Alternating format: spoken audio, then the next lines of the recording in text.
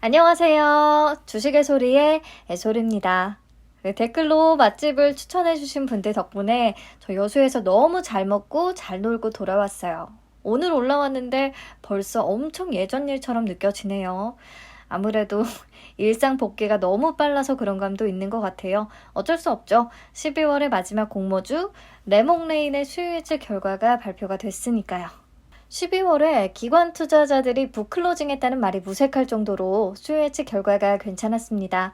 그래서 많은 분들이 아마 마지막을 레몽레인으로 장식하지 않을까 싶네요.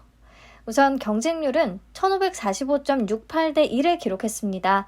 1576개의 기관이 참여했고요. 기관 투자자들도 마지막 선택지를 레몽레인으로 잡은 것 같아요. 최근 IPO들하고 비교해서 보시면 ITI즈, 비트나인, 지오엘리먼트, 트윈 이런 친구들이 1600대의 경쟁률을 보여줬었거든요. 기억나시죠? DOU와 RBW는 그보다 더 높았었고요. 근데 1545.68이면 오랜만에 예전 수준으로 회복한 정도의 경쟁률이었다라고 할 수 있겠습니다. 넘어가서 신청가격 분포표 보시면요. 공모가 밴드가 11,500원에서 13,000원 사이였어요. 근데 상단 이상을 제시한 비율이 98.26%나 됐고요. 밴드를 초과해서 제시한 비율도 96.32%로 매우 높았습니다.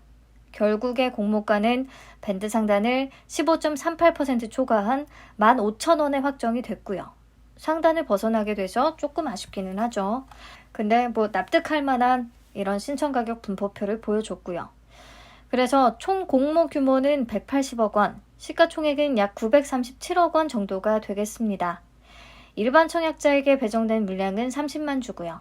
청약은 다음 주 월요일 12월 20일부터 21일까지 이틀간 진행되고 환불은 주말이 꼈지만 3일 소요된다고 설명을 드렸습니다. 23일에 환불이 되고요.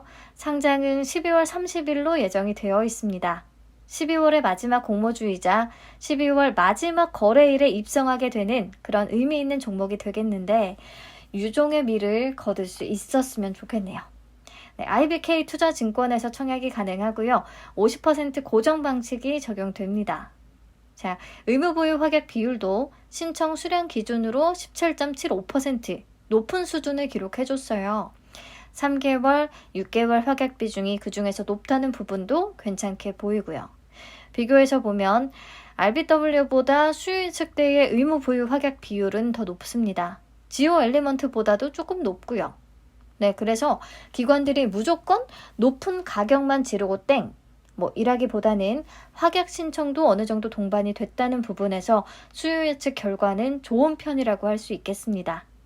근데 IBK 투자증권이 최종 의무보유 확약 내역까지도 공개했더라고요.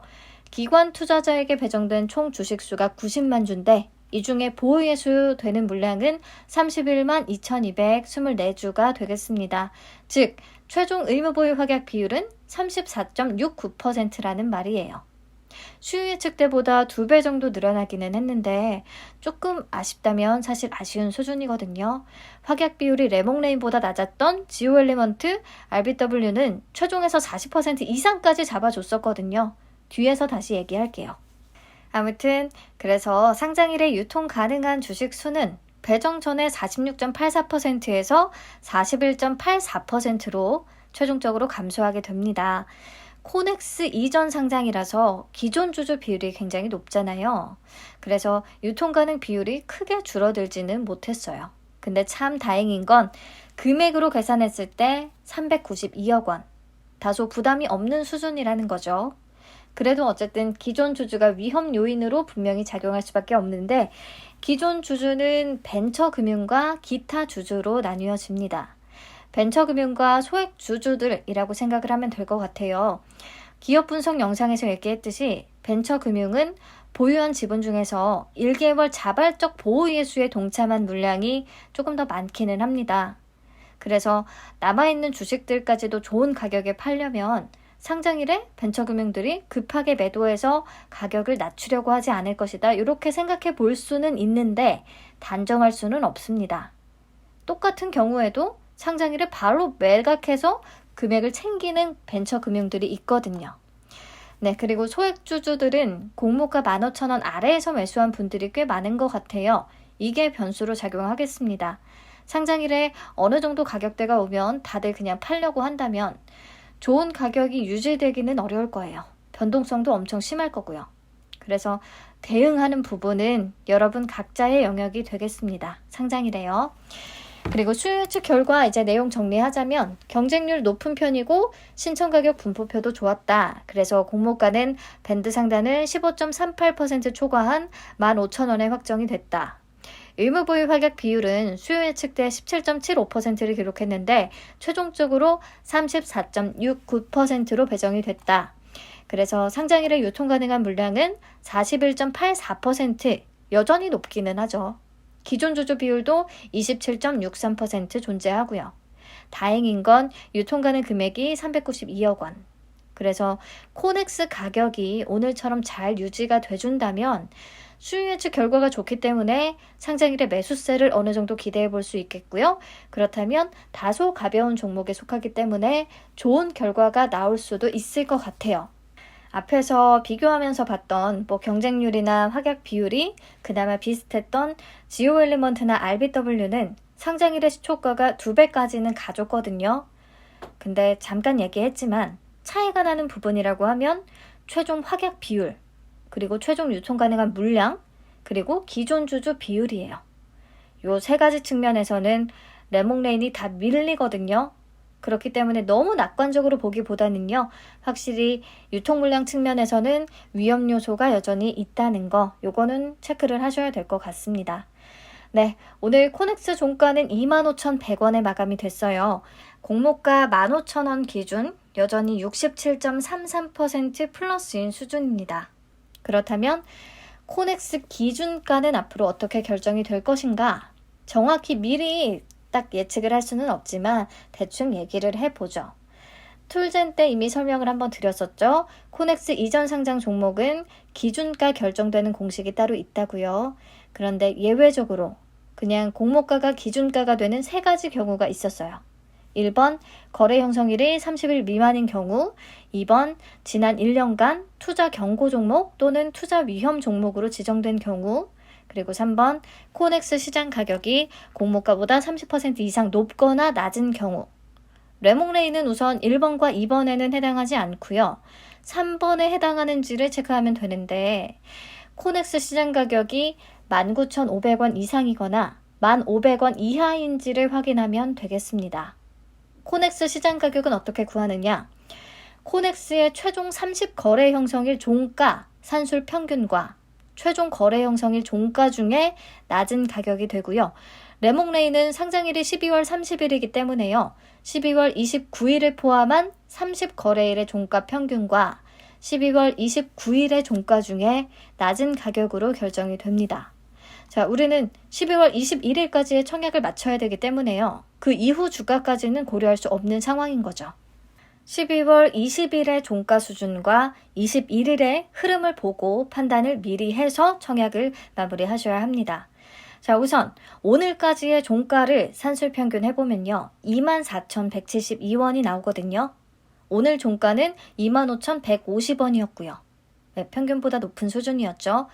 남은 기간 동안에도 급락하지만 않는다면요. 코넥스 시장 가격은 공모가보다 30% 이상 높게 형성될 확률이 엄청 높겠죠. 네, 30%면 19,500원이었으니까. 그렇다면 기준가 마법 없이 공모가가 그냥 기준가가 될 겁니다.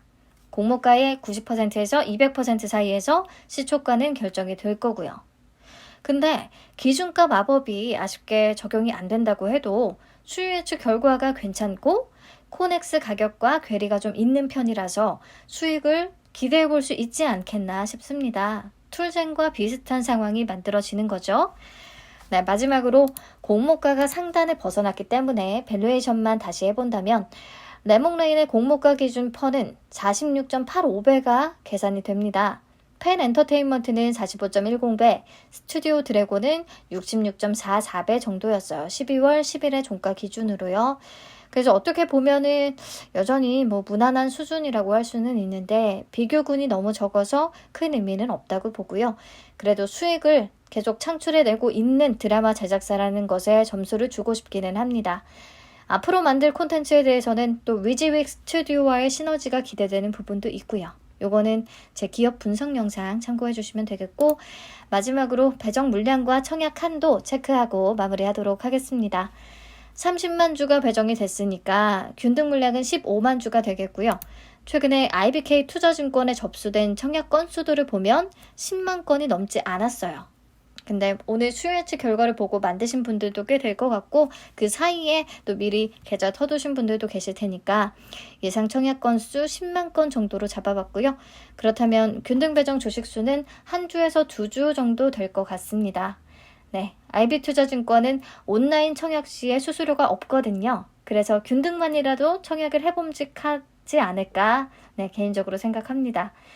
청약 한도는 100%, 150%, 200% 구간별로 이렇게 되는데요. 우대 조건을 보면 청약 초일 전일까지 비대면 개설 고객 또는 청약 초일 전월로부터 3개월 이전 영업점 계좌 개설 완료 고객이 온라인 매체를 이용하여 청약하는 경우 150%에 해당한다고 되어 있어요. 그래서 오늘까지 비대면으로 개설한 고객들은 모두 150%에 해당한다고 생각을 하면 됩니다.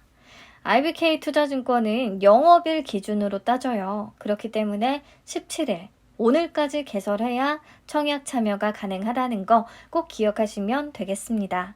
네, 간만에 그래도 해봐야지 싶은 공모주인 것 같습니다. 여러분, 2021년 공모주 투자 저와 함께 해주셔서 즐거움은 배가 되고 걱정은 같이 나눌 수 있었던 한 해가 된 것 같아요. 늘 감사드리고요. 2022년도 같이 부자 되는 한 해 됐으면 좋겠습니다. 시청해주셔서 감사합니다. 주말 잘 보내시고 좋은 밤 되세요.